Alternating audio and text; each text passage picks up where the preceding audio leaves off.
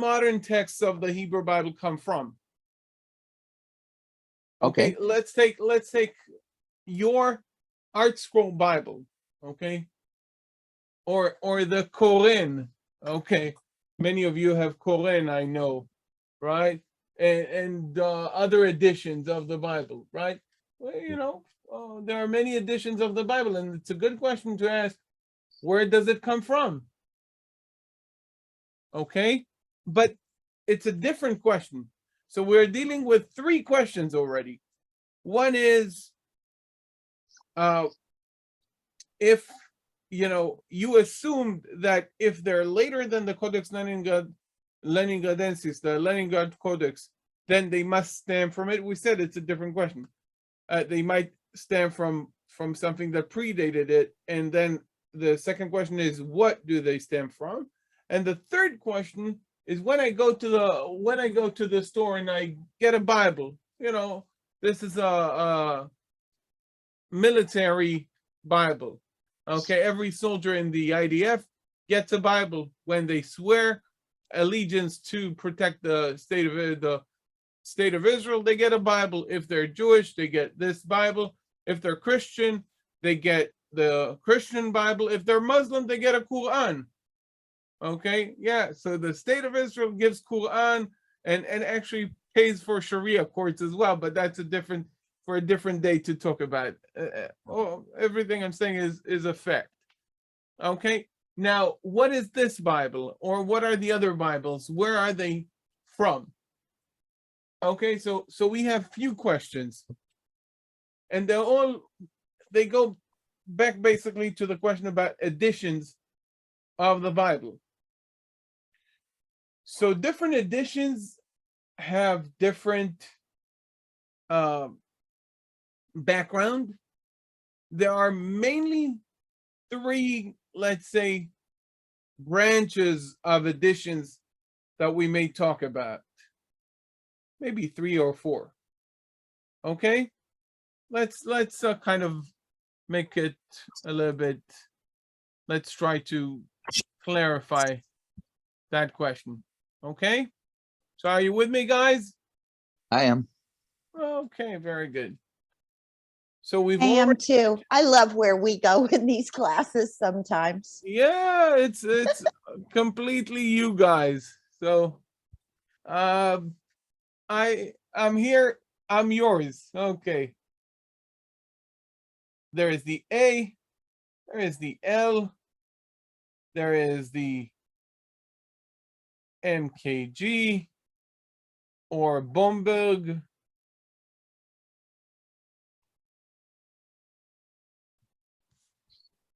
And there is, let's say, who knows?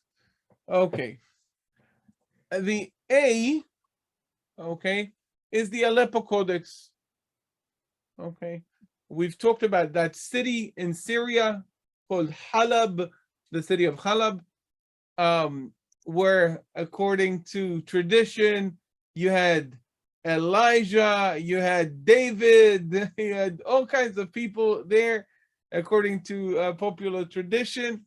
In Aleppo, in Syria, again, you remember, I always love telling the story about Gary Johnson in the elections of 2016. In America, he was running from the Libertarian Party, and they asked him, what about Aleppo? And he said, what is Aleppo? Now, Aleppo is is considered to be the most accurate codex. Okay, Aleppo. Okay, that's the city in Syria. Unfortunately, it's not complete. So Keter Aram Tzova, this is the Hebrew name of the Aleppo Codex, is possibly the most accurate, or probably the most accurate manuscript that we have of the Hebrew Bible, of the Masoretic text. These are all, again, they are all part of the Masoretic text branch of the Hebrew Bible. Okay. The the earliest complete manuscript is the Codex Leningradensis. So when you open, for instance, the let's say the BHS or the Reader's Hebrew Bible by Zondervan, which I usually recommend, or other editions, they are based on the L, Codex Leningradensis. Okay, Leningrad. Okay. Okay. That's the L. That's what you have usually in the academic editions. Why? Because they tend to be diplomatic rather than eclectic. Guys, do you know what's the difference between a diplomatic edition and an eclectic edition? I don't. Okay. So a diplomatic edition means you choose one manuscript and you stick to it. You might have an apparat in which you say, okay, this is what we have here, but in other manuscripts or other branches, other textual witnesses, or we should read differently. But you stick to that manuscript in the main text. And the biblical, and as far as the Hebrew Bible, the academic edition, the scholarly editions, I don't want to say scientific edition because it's not science, are usually diplomatic when it comes to the Masoretic text. And they usually, because they're diplomatic editions, they use the Codex Leningradensis because it's the earliest complete. Okay? Now, maybe I should go back to this. How can you make an edition of the Bible if the Aleppo Codex is not complete? So why did I say that some editions go back to the Aleppo Codex? How do you do that, guys? So There were copies that came from the Aleppo. Come again? Are there copies that came from the original Aleppo? So not exactly, but close enough. What do I mean by that? We have, there was a rabbi and a scholar by the name of Shalom Shachne Yelin who went to see the Aleppo Codex, and he took his own, possibly him or his son-in-law, never mind the story, there are different versions, took with him his own Bible and was granted permission by the local community to compare it to the Aleppo Codex. So he took his own Bible, he wrote his notes, and his notes were later on published in a book. And by the way, the actual Bible in which he wrote these notes were actually found, I think, very recently. So basically, we have the remarks that he made on his own Bible in comparison to the Aleppo Codex.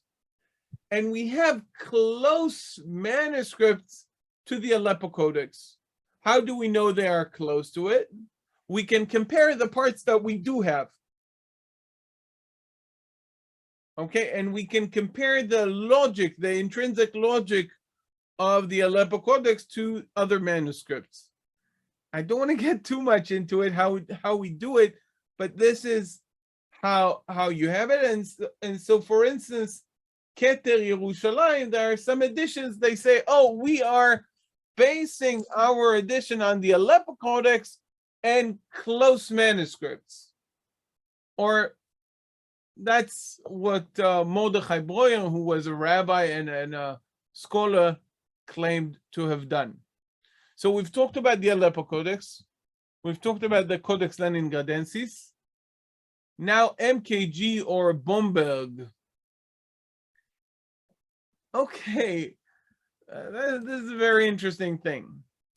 The earliest printing of the Hebrew Bible in Hebrew as a Jewish text was done by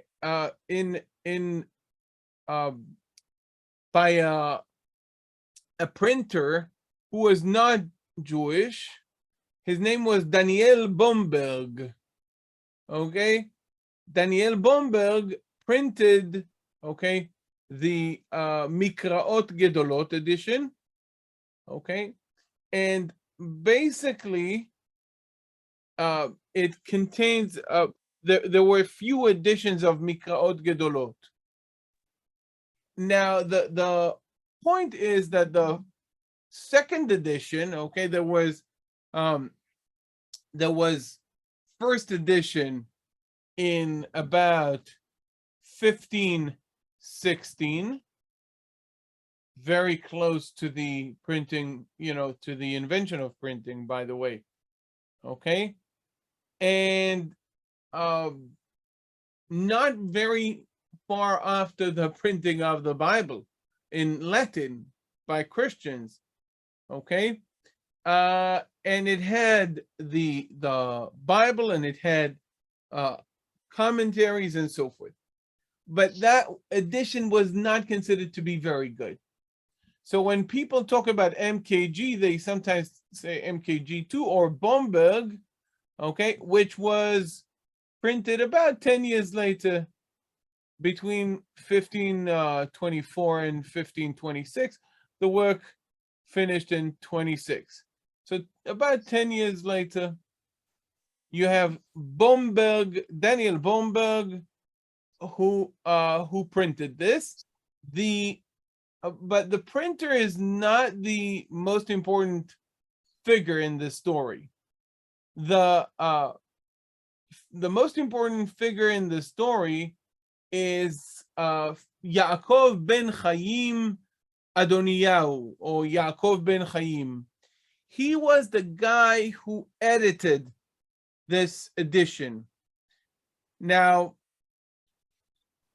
he was born Jewish, okay, born in North Africa, fled to Italy, okay, and he became a scholar for the printing house of the famous Daniel Bomberg.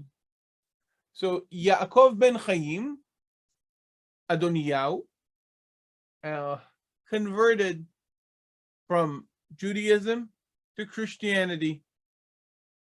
Okay, and in the second edition of the Mikraot Gedolot, he was the editor. And Mikraot Gedolot, the second edition of 24, 26, Reish Pei Daled, Reish Pei Vav in Jewish dating, okay, became to be somewhat like the Textus Receptus of Judaism. So, like for instance, the ultra-Orthodox community, they are more likely to use this text, which was edited by the Yaakov ben Chaim Adoniyahu, who actually converted to Christianity. So, funny enough. Now, what is interesting... Netanel, this was such an important time in the Bible. This is right before Luther did his translation into German. Sure. This was the Complutensian polyglot. This was a great miracle that these printers were willing to print these Jewish Bibles, because for so many years, nothing was ever done for the Jewish people, Netanel. Listen, Italy was a little bit less, in that sense, Italy was more open, okay, to these ideas. And again, think about this period where, as we said, Renaissance, we had, there is the first printing of the Latin Bible in 1480 something, and the printing was not, was invented pretty earlier. You had the Gutenberg Bible, and then other Bibles not that far after.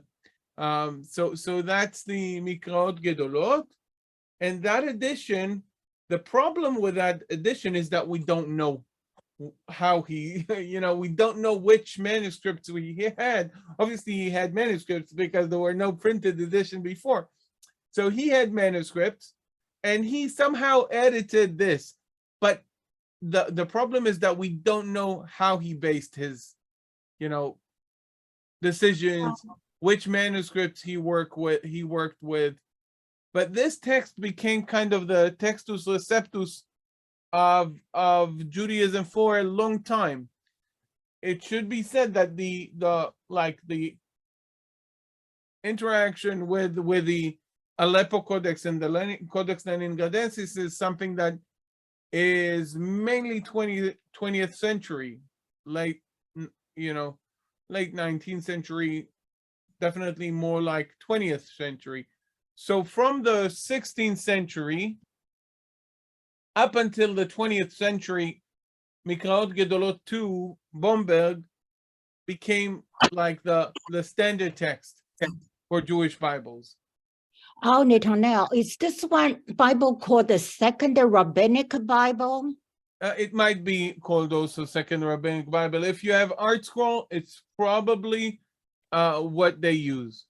Ah, okay. Is that why you're asking?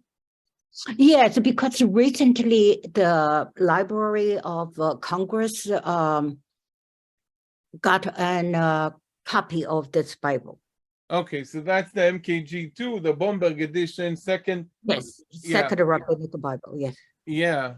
Okay. So that's third branch of editions. And if it's good enough for the Library of the Congress, Yes. yeah.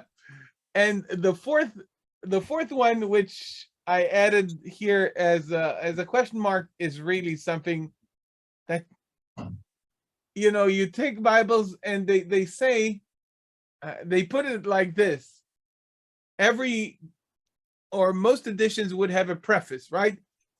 And in those prefaces, they explain how they built the editions. So some of the editions, they say, listen, we were not subjectified or whatever. We're not enslaved by any specific edition.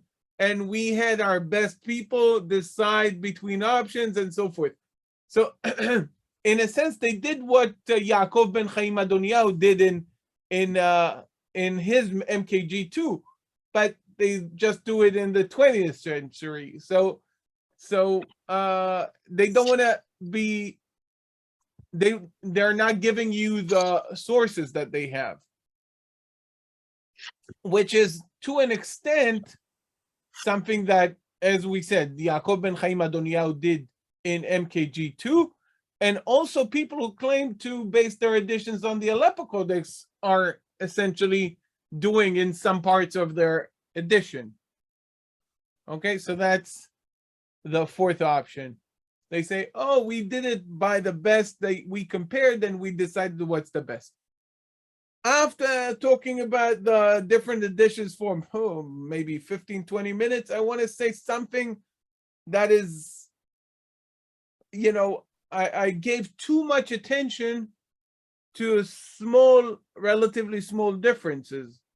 Okay, I want to say that all of these, and it really almost doesn't matter which edition of the Bible you are holding in your hand, if it's the copy of the Masoretic text based on the Aleppo, Leningrad, MKG2, or even those editions that they claim not to be based on anything, they are extremely similar to one another. Okay, think about the gazillion details that you have in a text. You take one word, you have the consonants, the vowels, the vowel pointing, the te'amim, all of these gazillion, they all together, there are countless details, and they are similar. Most of these details are similar across all of these editions. There are some minute differences, but most of these are very, very similar. Okay, so it's not that I'm telling you, oh, you have a Bible, you don't know what it's based on. You have nothing to do with it. No, for 99%, the worst Bible of the Masoretic text and the best Bible you can get of the Masoretic text, they for 99% or maybe more, they are identical. Okay? So that's a little bit about that. Yes, Betsy. I have two questions. The first one is, Maybe you have two. Saul had one and I got 4 out of it. So who knows? Yeah. okay, you never mentioned the Septuagint at all. Right, because With- I'm getting back to the whiteboard. Do you see on the left MT? Yes. That's why I didn't mention the Septuagint or No, the I know, but Vulgate don't you or the don't think Syriac that or the they Samaritan ever, text. That's the Masoretic text I'm talking about now. I know, but you don't think that they read the Septuagint if there was ever any questions? Did they not consult back to see what? No, never. Not these. Okay. Not these. In the editions themselves, you may have, specifically in critical editions, right, in academic editions, you may certainly have an apparat that says in the Septuagint it reads like that. Okay. Okay. okay. But this was all Hebrew. What I've talked about is all Hebrew. You go to a store, you get a Hebrew Bible. What are you getting? Okay. So these are basically the options for what you may find as your Hebrew Bible. Okay. My second question. Okay. The Koren edition, Koren. There is another one called the Keter. Keter Yerushalayim. Yes, they said that's the legal Bible. The red one, right? I don't know, Netanel. I can't ever find one. And what is the difference in the two? Okay. And is that the legal Bible of Israel, or that's the one that they use? What is it? Legal Bible, I don't know, but I know No, it's different. It's a good. Okay, so okay, I'll talk about it. So Koren, I'll start with Koren. Many people have Koren. I have Koren here. This is Koren. I have a few more Korens lying around. It's a good edition. The font is beautiful. It's unique to Koren. They have their own font of Hebrew, which they claim is very, very good for reading. I think it is good for reading. That's Koren. Now, as far as their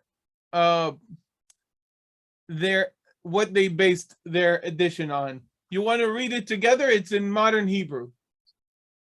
Do you want to read what they say about their edition? Let's do it. Just a second. It might take me a moment. I'll put it for us to be able to read. Okay.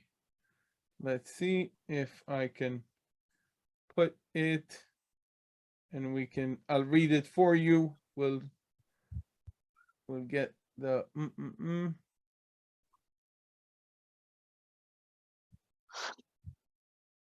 Okay.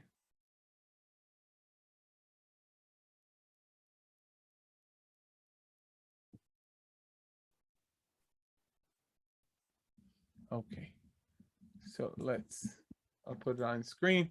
That's from the Koren. Yeah? Okay.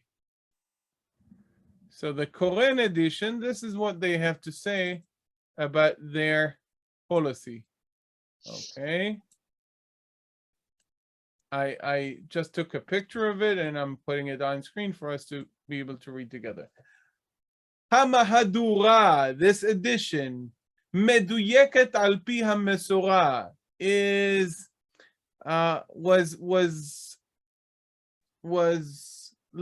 basically is accurate, but was gone through the process of being accurate according to the Masorah. Masorah is the system of the Masoretic text. I'm not getting into how exactly. Be'iyun uvibdika medukdeket, by by looking hard into it and by meticulously examining it. על ידי שלושת המומחים הידועים, by the three famous experts, דניאל גולדשמיד, א' מ' הברמן, ומאיר מדן, זכרם לברכה. We took three sages. They are experts. They, rest in peace. They are already passed. And they made the decision, וכל כך על יסוד חוות דעתם של בעלי המסורה ושל המדקדקים והמפרשים, and they based their opinion on the Masoretists and the grammarians and the commentators, and based on what is in most manuscripts and the printed, the authorized printed editions, and not as a subjugated copying to a printed edition or to a specific manuscript. Remember, I told you that this is what you do when you don't give your sources? Okay. המהדורה הזאת, this edition, נתקבלה ונתקדשה על ידי גדולי הדור בעולם. This edition was received and was sanctified by the greatest people of our generation in the whole world. Harav Moshe Feinstein, Rabbi Moses Feinstein, who was in America, Rabbi Dov Ber Soloveitchik, again in America, and Uve'eretz Israel, in the land of Israel, by the chief rabbis. So in Koren, the answer is, you don't know what you're getting, which again doesn't matter for 99 point something % of the cases. I cannot tell you, and it actually has my name on it. Okay, you can see at the bottom. This has my name, including my middle name, and yet I don't know to tell you which manuscript they followed in this edition. So that's Koren. Okay, now getting into, yes, Danny. When you read in synagogue, do you read from the Koren? Okay, that's a good question. When we read in the synagogue, so the Torah is just a manuscript. You don't have the Nikud, you don't have the Tamim. Okay? Let me show you. Oh, Danny, have you been to a synagogue? Rarely, but yes. Rarely, but yes. So next time you go, you can see that the scroll itself, it doesn't have the Nikud or the Tamim. Okay? So it's just, it's just the text without the Nikud or the Tamim. Okay? So that's not an edition, but a manuscript. Now, after reading from the Torah, on Shabbat, we read the Haftarah. We've talked about it a few weeks ago. Now, when reading the Haftarah, we are reading from a printed edition. And, and in many synagogues, including my own, people read from Koren, but they can read from any other Bible. It wouldn't change practically nothing. It wouldn't change anything. Okay? So that's about Koren. It's a good edition.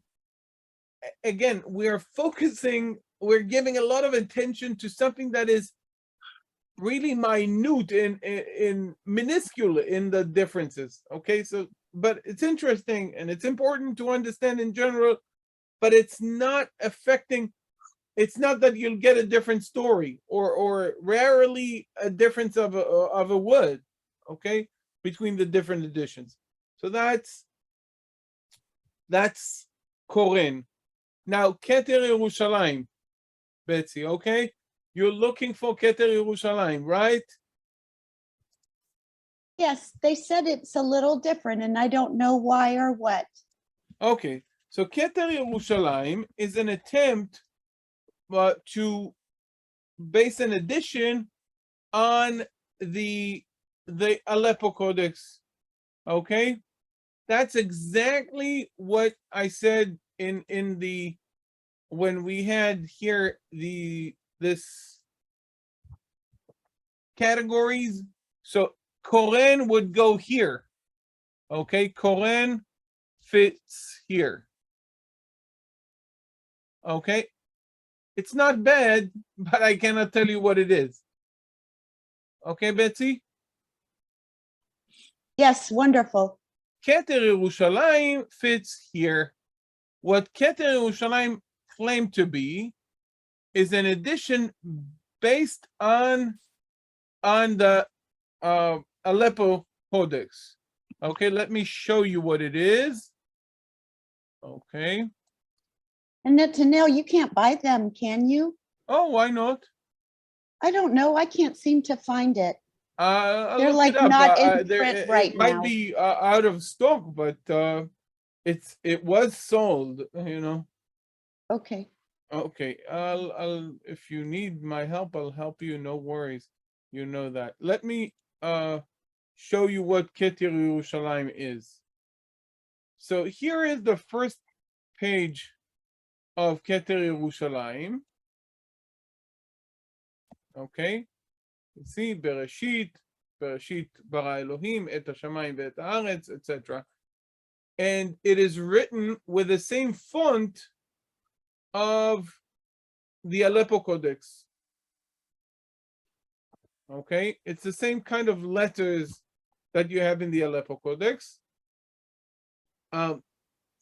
However, as we said, we don't have the Aleppo Codex almost for the whole Chumash, the whole Pentateuch. What we have out of the Pentateuch from the Aleppo Codex starts at Deuteronomy 28. Wow. So Keter Yerushalayim is an attempt to recreate what we would have had we had Keter Aram Tovah, the Aleppo Codex, in our hands. But we don't have the Keter Aram Tovah, so it's an edition that is supposed to be very similar to Keter Aram Tovah. Again, this was kind of published by the Hebrew University. That's what it is. So essentially, this font, the font is based on the Aleppo Codex. The guy who was in charge of the text, to make the text, was Professor Yosef Ofer. I had the pleasure of learning from Professor Yosef Ofer. I actually think that he agreed to come to make a conversation with us, but it didn't materialize. He is the maybe #1 expert on the Masoretic text today. We had a conversation with Dr. Neria Klein, who works with Yosef Ofer, and under we learned together from Professor Yosef Ofer. We sat together in his class, and he is a very nice person. I mean, maybe we should have a conversation. So he was in charge of this edition, and you know, the problem is again that his critics would say, listen, all good and nice that you kind of have an idea how he is kind of retraced the system of the Aleppo Codex to say, if we had Genesis, it would look like this. Okay, that's the idea of Keter Yerushalayim edition in general, okay? Yes, and then why, what is it, the Knesset Bible? What is the legal part of, thank you? Okay, so legal part. Actually, I think that the legal part, if I'm not mistaken, there is no the legal definition by law, but the preface for the Adi Bible, I think, for many years,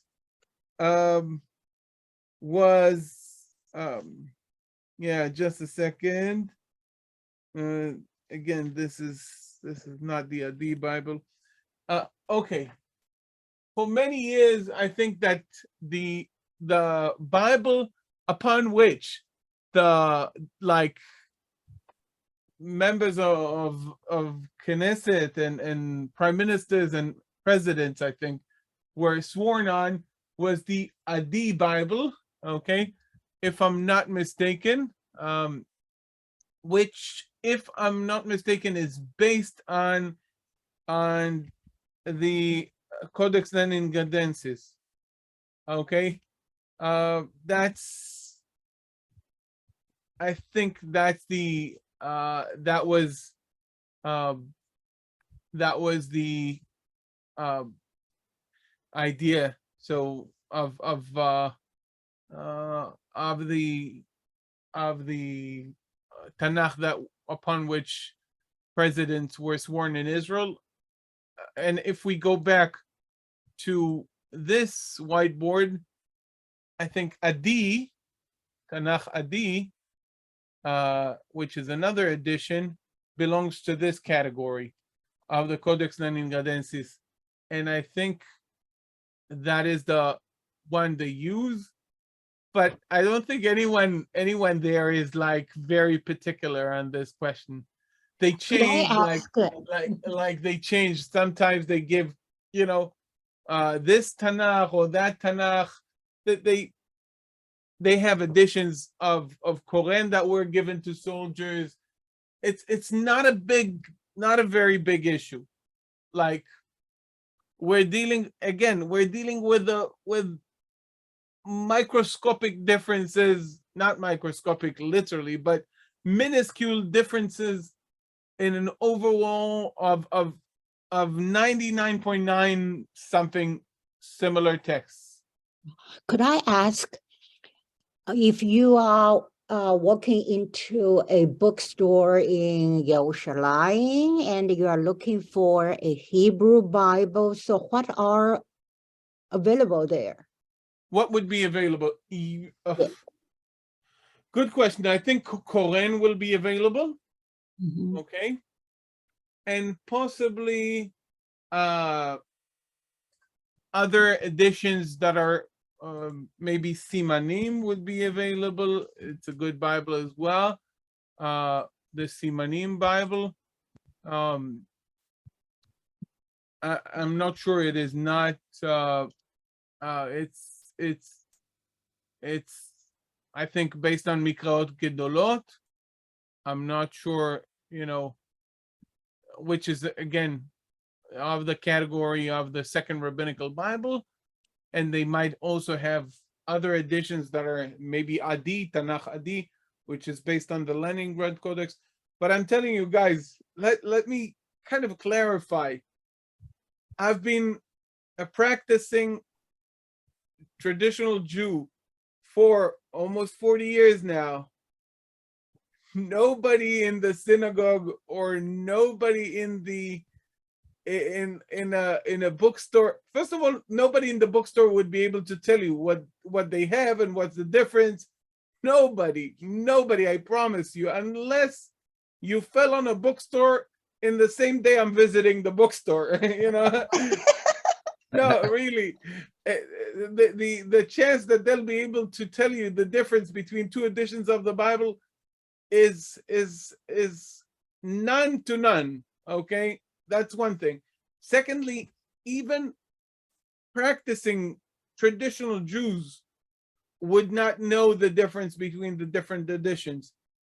They might have like a vague recollection that someone told them that not all Bibles are 100% the same, maybe differing on the letter here and there, but generally speaking, nobody goes and says, oh, this edition is like that, this edition is like that. These are like minuscule differences that are not that important, and definitely your common bookstore clerk will not be able to tell you the difference between them.